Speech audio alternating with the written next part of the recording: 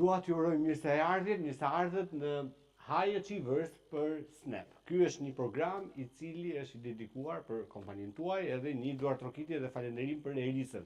Thank you Erisa që bëret mundur që neve jemi këtu sot. Great. Sa nga ju janë shqica?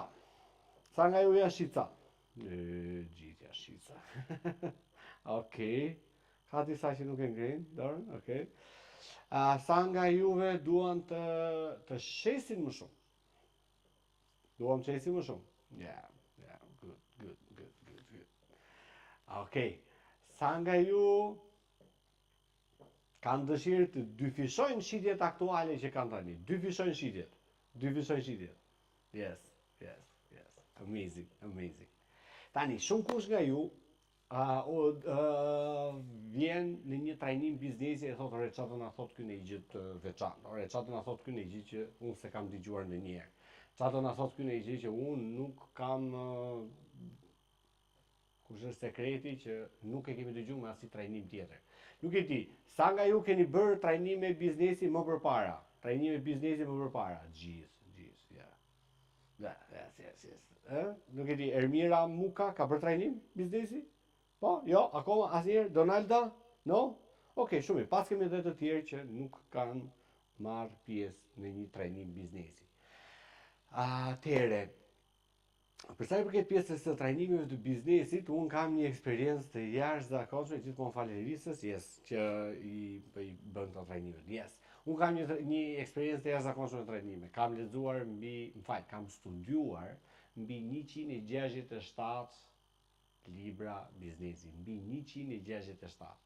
Edhe gjithmonë kisha këtë idenë që shiko, më shumë ti mëson, edhe më shumë ti fiton.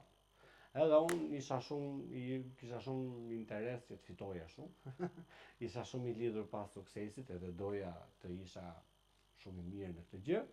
Dhe problemi që hasja ishte vetëm pjesa që, po shtoj njohurin. S'nodhi gjë. Shto prap njohurin, prap s'nodhi gjë. Ore, qa ka?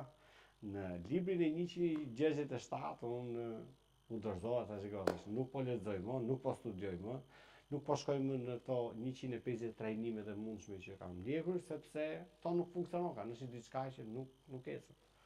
Atëherë, këtu ishte edhe pika ime kryesore e kthesës. Unë pata një goxha kolaps në karrierën time dhe në jetën time, sepse po investoja shumë tek vetja ime, po investoja jashtëzakonisht tek njohuritë e mia, mirë po nuk po ndodhte gjë.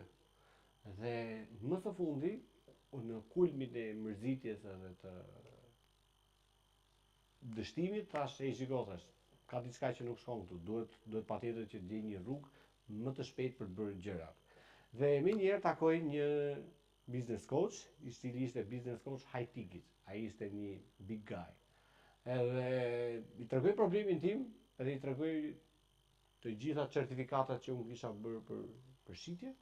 Dhe ajo që kuptova ishte që ai më tha me një fjali që Eri tha, nuk të duhet njohuria e gjithë botës që ti të kesh sukses. Është si thua për shembull, unë jam një futbollist shumë i mirë, po për të bërë i suksesshëm në futboll duhet të mësoj basketbollin, tenisin, golfin se të bëjnë mirë. No, nuk funksionon kështu në biznes. Vetëm gjë që ty duhet funksionoj është diçka tjetër. Por mbamën diçka që ty nuk të duhet njohuria e gjithë botës që ti të kesh sukses. Dhe këtu unë ndjeva shumë i ofenduar edhe pata një goditje të madhe, thash, wow, po prit se janë gjithë këto vite të jetës time që unë po ja dedikoj njohurisë, librave dhe nuk po ndodh asgjë. Dhe ky tipi tash më thotë mua që 5 minuta më takoi, më njofti dhe më thotë të gjithë dhe iku.